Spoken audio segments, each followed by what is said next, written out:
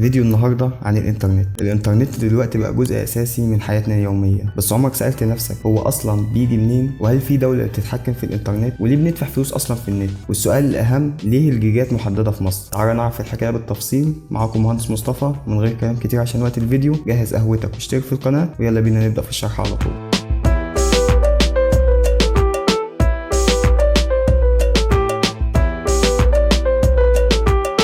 اول حاجه قبل ما نخش في اي تفاصيل لازم نعرف الفكره بدات ازاي وفين. الفكره بدات في الولايات المتحده الامريكيه في الستينات. في الوقت ده وزاره الدفاع الامريكيه كانت محتاجه طريقه جديده للتواصل بين اجهزه الكمبيوتر في حاله حدوث هجوم نووي، وبكده بدا مشروع اسمه ار-بنت سنه 1969. دي كانت اول شبكه تجريبيه للانترنت. المشروع ده كان بتمويل حكومي ومن تطوير علماء ومهندسين كبار في الولايات المتحده الامريكيه في الوقت ده. كده يبقى الانترنت بيجي من الولايات المتحده؟ طبعا لا، الانترنت مش كائن فضائي بينزل من السماء او من بلد معينه. دي شبكه عالميه من الكابلات تحت البحر وتحت الارض، وفي كمان الابراج بتاع الاتصالات، وكمان في شركات كبيره جدا زي جوجل وامازون عندها سيرفرات كبيره وعملاقه عشان تضمن الانترنت شغال طول الوقت وطول اليوم. طب لو سالت نفسك سؤال، ايه فايده الكابلات والاقمار الصناعيه؟ عشان الانترنت يوصل لكل انحاء العالم كان لازم شبكه عالميه من الكابلات والاقمار الصناعيه. الكابلات البحريه والالياف الضوئيه بتوصل القارات ببعضها، وفي نفس الوقت الاقمار الصناعيه بتساعد في ان الانترنت يوصل للاماكن البعيده والنائيه اللي مش هنعرف نوصل لها بالكابلات.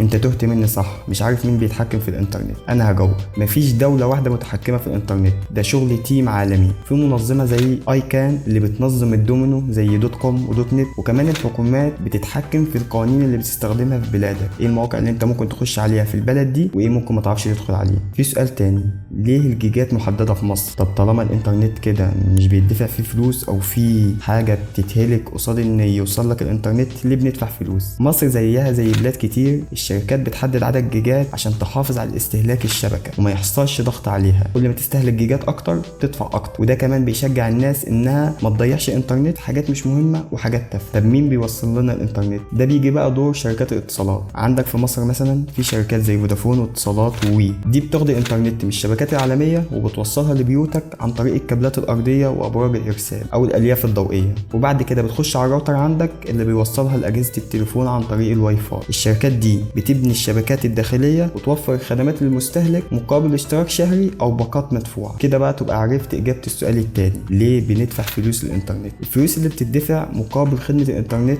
بتروح لشبكات الاتصالات اللي بتوفر لنا الخدمه. الشركات دي تستخدم جزء من الفلوس دي عشان تدفع التكلفه التشغيليه وبتوسع الخدمات. كمان جزء من الفلوس دي بيروح لشركات الكابلات البحريه والخوادم اللي بتساعد في تشغيل الانترنت عالميا. بص، من الاخر خلاصة الموضوع، الانترنت ده بدأ كفكرة في الولايات المتحدة الامريكية، وعلى مر السنين بفضل علماء ومهندسين بدأت تتطور الفكرة دي وبدأ يوصل لك الانترنت عن طريق شبكات معقدة من الكابلات البحرية والاقمار الصناعية. وبيجي دور شركة الاتصالات المحلية اللي بتوفر لنا الخدمة في البيوت. الفلوس اللي انت بتدفعها دي بتروح للشركات دي عشان تحافظ على الشبكة وتطورها باستمرار. عشان كده وانت بتتفرج على الفيديو ده على اليوتيوب او بتبعت رسالة على الواتساب لصاحبك، افتكر ان ورا الموضوع ده رحلة طويلة جدا مليانة بالتكنولوجيا والتطوير. فعشان كده لازم تشترك في القناة وتفعل زر الجرس، ولو عندك اي سؤال او حاجة عايز تعرفها ما تترددش واسأل. ونتقابل في فيديو جديد. سلام.